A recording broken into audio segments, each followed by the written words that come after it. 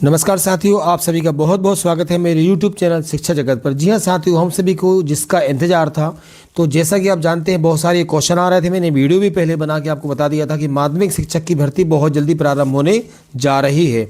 और आज हम देख पा रहे हैं कि हमारा जो TRC पोर्टल होता है साथियों, TRC पोर्टल पर आप देखेंगे कि ये बेहद महत्वपूर्ण जानकारी अब आपके सामने आ चुकी है। जैसा कि आप देख पा रहे हैं कि हमारे जो माध्यमिक शिक्षकों की भर्ती होना है, आपको मालूम है कि 25 सितंबर को है ना, 25 सितंबर को क्या हुआ था, हमारा रिजल्ट आया था। तब से ही अभ्यर्थी बहुत ज़्यादा परेशान हो रहे थे कि उनकी ज्वाइनिंग कब होगी। आज यहां से TRC पोर्टल पर ये अपडेट हो चुका है कि अभ्यर्थियों द्वारा प्रोफाइल पंजीयन दस्तावेजों को अपलोड करना और विकल्पों का चयन करना। तो आप देख पा रहे हैं साथियों, 20 नवंबर से 24 नवंबर तक, मतलब आज 20 नवंबर हो चुका है और 20 नवंबर तो हमारा लगभग जा चुका है। आप लोग जानते हैं पोर्टल पर बहुत सारे ऑप्शन आना भी बाकी है और इसकी अंतिम तिथि है 24 नवंबर। तो आज मैं आपको बताने वाला हूं कि पूरी प्रक्रिया किस प्रकार की रहने वाली है। तो सभी साथी इसमें किसी भी प्रकार की कोताही न बरतेंगे, कोई गलती आपको नहीं करना है। बेहद महत्वपूर्ण प्रक्रिया है, तो इसमें पूरी प्रक्रिया को आइए हम यहाँ पे समझते हैं बहुत अच्छे तरीके से। तो वीडियो पूरा आपको जरूर देखना है, किस प्रकार से आपके दस्तावेजों का अपलोड करेंगे और इसमें कोई गलती की गुंजाइश आपकी नहीं होना चाहिए। आइए देखते हैं। तो देखेंगे आप लोग यहाँ से जो आपके लिए DPI जो हमारा होता है, लोक शिक्षा संचालनालय, माध्यमिक शिक्षक नियोजन विषय मानसे और माध्यमिक शिक्षक खेल और माध्यमिक शिक्षक संगीत गायन वादन, जितने भी चयनित आवेदक हैं उनके लिए निर्देशिका। इसको जितने भी चयनित जो उम्मीदवार हैं, साथी हैं, जो वर्ग 2 के अब शिक्षक होने जा रहे हैं, वह इस वीडियो को पूरा ध्यान से देखिए, बारीकी के साथ आपको निर्देशों को समझना है, ठीक है ना। मध्य प्रदेश राज्य स्कूल शिक्षा सेवा भर्ती अधिनियम 2018 तथा इस नियम में समय समय पर किए गए संशोधन, इससे आगे भर्ती नियम 2018 उल्लेखित किया गया है। में उल्लेखित प्रावधानों तथा समय समय पर जारी निर्देशों के अंतर्गत कर्मचारी चयन मंडल भोपाल के द्वारा माध्यमिक शिक्षक चयन परीक्षा 2024 में आयोजित की गई है। चयन परीक्षा के परिणाम के आधार पर कर्मचारी चयन मंडल द्वारा चयन सूची के अभ्यर्थियों के दस्तावेज अपलोड, इनका सत्यापन और विकल्प चयन की कार्यवाही अब जो है प्रारंभ की जा रही है। तो देखेंगे विषयवार और प्रभारवार जो रिक्तियां हैं कर्मचारी चयन मंडल द्वारा जारी विज्ञापन के अनुसार रहेंगी। अब इसमें आपको एक एक पॉइंट पे बहुत फोकस करना है।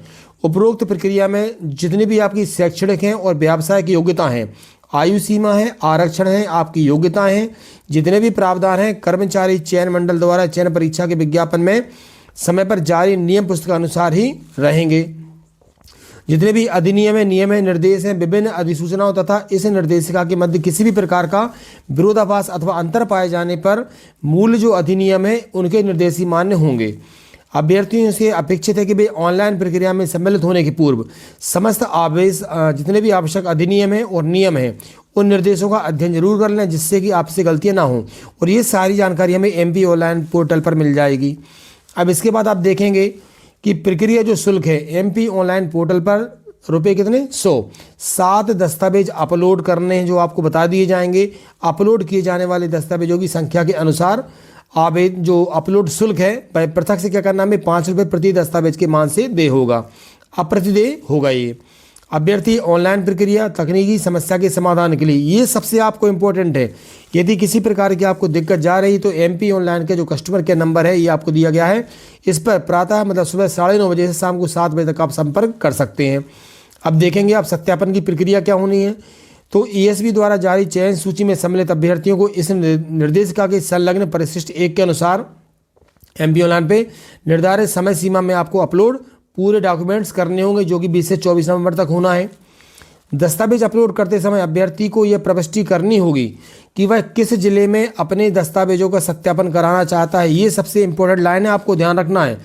आप भले ही आपका गृह जिला कोई सा भी, लेकिन आप जिस जिले में अपने डॉक्यूमेंट का सत्यापन कराना चाहते हैं तो आवेदन करते समय उस जिले का उल्लेख आपको करना होगा। अब अतिथि शिक्षक साथी जरूर देखें, अतिथि शिक्षकों को उसी जिले में दस्तावेजों का सत्यापन कराना अनिवार्य होगा जिस जिले में उनके द्वारा अतिथि शिक्षक के रूप में कार्य किया गया। देखिए जो फ्रेशर्स हैं वह तो किसी भी जिले में अपना सत्यापन करा सकते हैं, लेकिन यहाँ पर एक कंडीशन दी गई है साथियों कि अतिथि शिक्षक उसी जिले में सत्यापन कराएंगे, ठीक है, जिस जिले में उन्होंने अपना काम किया हो।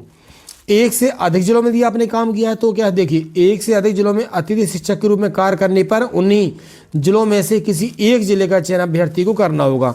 मान लो आपने 2 से 3 जिलों में काम किया अतिथि के रूप में, तो आप उन्हीं में से किसी एक जिले को चुन सकते हैं। सत्यापन हेतु जिले तथा कार्यालय के आवंटन का अंतिम अधिकार आयुक्त के पास होगा कि आपको किस जिले में भेजा जा रहा है। इसी चरण में अभ्यर्थियों को दस्तावेज अपलोड उपरांत संभाग का चयन करना होगा। चयनित अभ्यर्थियों को पोर्टल पर दर्शाए गए समस्त संभाग को प्राथमिकता के अनुसार देना अनिवार्य होगा। उसके बाद में लॉक कर पोर्टल पर भुगतान करना होगा।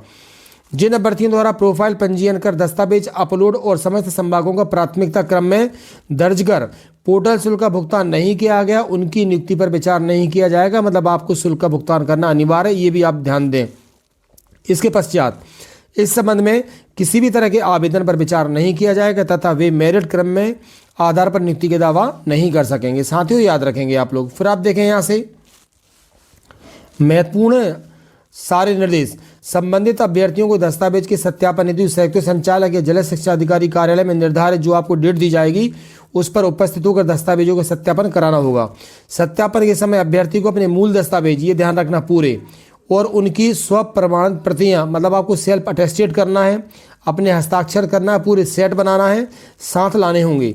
ये सेट सत्यापन के दौरान संबंधित अधिकारी द्वारा मूल दस्तावेजों से मिलान करेंगे, कार्यालय में जमा किए जाएंगे तथा इसका ऑनलाइन प्रमाणीकरण किया जाएगा। सत्यापन के समय उपस्थित होने और दस्तावेजों के प्रमाणीकरण की स्थिति में ऑनलाइन जनरेट पावती अपन को मिलेगी, वहां से ध्यान रखना, संबंधित को प्रदान की जाएगी। अभ्यर्थी जो है वो सत्यापनकर्ता अधिकारी के समक्ष अपनी पहचान हेतु अपनी आईडी जैसे आधार कार्ड है इनके साथ उपस्थित होना है। आपको आधार कार्ड ले जाना है। निर्धारित तिथि तथा समय पर सत्यापन हेतु उपस्थित न होने वाले अभ्यर्थियों की नियुक्ति को अयोग्य माना जाएगा। मतलब आपको जो विभाग के द्वारा डेट और समय दिया जाएगा आपको उस पर वहां उपस्थित होना होगा। इसके पश्चात किसी भी तरह के आवेदन पर विचार नहीं किया जाएगा। दस्तावेज सत्यापन के उपरांत किसी भी दस्तावेज में किसी प्रकार का संशोधन स्वीकार नहीं किया जाएगा। अब आपके लिए और क्या निर्देश है देखेंगे आप लोग। अभ्यर्थियों के लिए निर्देश। अंक सूची जो आपकी उपाधि है मान्यता प्राप्त संस्थान के ही मान्य होंगे, पहली चीज। इसके अतिरिक्त अन्य समस्त आवश्यक प्रमाण पत्र राज्य शासन द्वारा जो सक्षम अधिकारी हैं उन्हीं के द्वारा जारी किए गए वही स्वीकार किए जाएंगे। इसका दायित्व पूरा आपका होगा। माध्यमिक शिक्षकों के लिए आयोजित चयन परीक्षा जो 24 में हुई थी, सम्मिलित आवेदकों द्वारा आवेदन के समय अतिथि शिक्षक के रूप में दर्ज की गई जानकारी के आधार पर कर्मचारी चयन मंडल द्वारा चयन परीक्षा परिणाम की में अतिथि शिक्षक की श्रेणी में जिन अभ्यर्थियों का चयन अतिथि संवर्ग में किया गया है सिर्फ उन्हीं को पात्रता धारित करने पर अतिथि शिक्षक आरक्षण का लाभ प्राप्त होगा। अतिथि शिक्षकों के लिए 9.2 बेहद महत्वपूर्ण जानकारी है। अब और देखेंगे, यदि आपने अतिथि शिक्षक का अनुभव प्रमाण पत्र काम किया है, शैक्षणिक सत्र 25 अप्रैल तक के ही मान्य होंगे, इसके बाद के नहीं होंगे। अर्थात अतिथि शिक्षक प्रवर्ग में जिन अभ्यर्थियों के 3 सत्र और 200 दिवस का जो अनुभव है वह 30 अप्रैल 2025 से पहले का होना चाहिए, उसके बाद का काउंट नहीं होगा। क्लियर हो रहा होगा आपको। अब आगे देखेंगे, अतिथि शिक्षकों के संबंधित जो अनुभव प्रमाण पत्र हैं स्कूल शिक्षा विभाग जिला शिक्षा अधिकारी द्वारा जो हस्ताक्षरित होना चाहिए और डीईओ द्वारा जारी किए गए जीएमएस पोर्टल पर देखे जा सकते हैं, वहां पर अनुभव आपके दिख रहे हैं। इसके बाद हम बात करेंगे आदिम जाति कल्याण में क्या है कि जो सहायक आयुक्त हैं आदिम जाति कल्याण विभाग के अपने हस्ताक्षर या पदमुद्रा से जारी किए गए प्रमाण पत्र हैं वही केवल मान्य किए जाएंगे। यदि अभ्यर्थी द्वारा अतिथि शिक्षक का कार्य करते हुए उसी शैक्षणिक सत्र में नियमित छात्र के रूप में उपाधि अर्जित की गई है तो इस संबंध में निम्न के अनुसार कार्रवाई की जाएगी। ये भैया अतिथि जितने भी अच्छे समझ लेना इसको। यदि मान लो आप अतिथि शिक्षक के रूप में पढ़ा भी रहे हैं और अगर मान लीजिए आपने कोई उपाधि अर्जित की है तो आपके लिए क्या क्या कार्रवाई होगी वह यहाँ पे देखेंगे आप लोग। देखिए, पहली चीज, ऐसे अभ्यर्थी जिनके द्वारा जिस स्थान से अतिथि शिक्षक के रूप में अध्यापन का आपने काम किया है उस स्थान से भिन्न किसी दूसरी जगह पर नियमित छात्र के रूप में अगर आपने उपाधि प्राप्त की है तो इस अवधि को अनुभव के मान्य नहीं किया जाएगा, क्योंकि आप तो अतिथि के रूप में स्कूल में सेवाएं दे रहे थे। अब यदि उस अवधि को छोड़कर यदि शेष अवधि में न्यूनतम 3 शैक्षणिक सत्र और 200 दिवस आपके हो रहे हैं और प्रति सत्र में कम से कम 30 दिवस होना चाहिए, शासकीय विद्यालय में अध्यापन कार्य किया है तो आपको अतिथि के रूप में मान्यता दी जाएगी, अन्यथा आपको अमान्य कर दिया जाएगा। बहुत इंपॉर्टेंट पॉइंट है।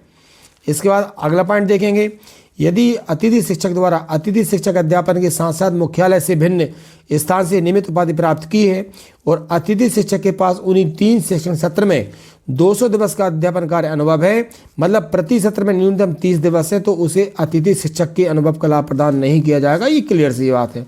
फिर देखेंगे, जिन अभ्यर्थियों को बोनस अंक प्राप्त हुए हैं उन्हें दस्तावेज सत्यापन के दौरान इस संबंध में सक्षम अधिकारी द्वारा हस्ताक्षरित वैध प्रमाण पत्र प्रस्तुत करने होंगे। नहीं करेंगे तो आपकी मान्यता निरस्त कर दी जाएगी। चयनित जो दिव्यांग अभ्यर्थी हैं यदि वो दस्तावेज सत्यापन के दौरान उसी दिव्यांग श्रेणी का प्रमाण पत्र प्रस्तुत करेंगे और 40% स्थायी दिव्यांगता का प्रमाण पत्र प्रस्तुत करना होगा, ये भी आपको ध्यान रखना है। दिव्यांग श्रेणी में चयनित अभ्यर्थियों की दिव्यांगता परीक्षण उपरांत ही उनको नियुक्ति दी जाएगी।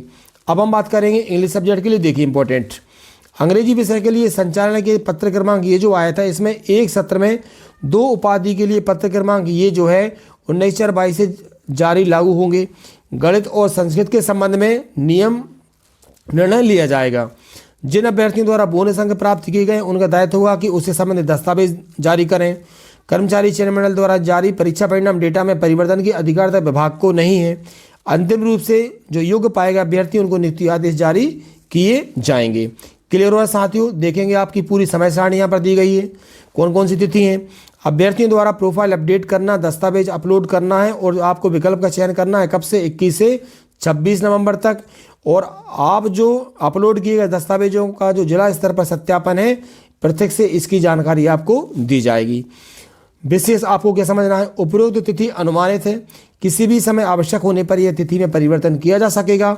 अभिलेख सत्यापन के संबंध में अभ्यर्थियों को पृथक से स्थान, दिनांक और समय की अधिसूचना उनके पंजीकृत जो मोबाइल नंबर है उस पर ईमेल के माध्यम से आपको दी जाएगी। अभ्यर्थी स्वयं का स्टेटस भी अपने ऑनलाइन माध्यम से आप लोग चेक कर सकते हैं।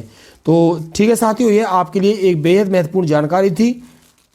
अब यहाँ से आप लोगों को देखिए, ये सबसे इंपॉर्टेंट चीज़ तो ये है आपके लिए कि अब आपको दस्तावेज कौन कौन से लगाना है। तो दस्तावेज जैसा कि मैंने अभी एक वीडियो बनाया था उसमें मैंने आपको बताया भी था कि पात्रता जो परीक्षा आपने जारी की है, पास की है, उसकी अंक सूची, चयन परीक्षा मतलब दोनों परीक्षाओं की आपको अंक सूची लगाना है। जन्म तारीख के लिए आपको 10वीं या 12वीं की मार्कशीट लगाना है। मान्यता प्राप्त बोर्ड की हायर सेकेंडरी की मार्कशीट लगाना है। यूजी से प्राप्त मान्यता प्राप्त संस्थान की स्नातक की उपाधि की अंक सूची, जो मैंने आपको बताया था सभी सेमेस्टर की आपके पास होना अनिवार्य है। ये सभी सेमेस्टर की लगाना है आपको, ठीक है। इसी प्रकार आप यदि पीजी है तो उसकी भी आपको सभी सेमेस्टर की मार्कशीट आप लोग लगाएंगे।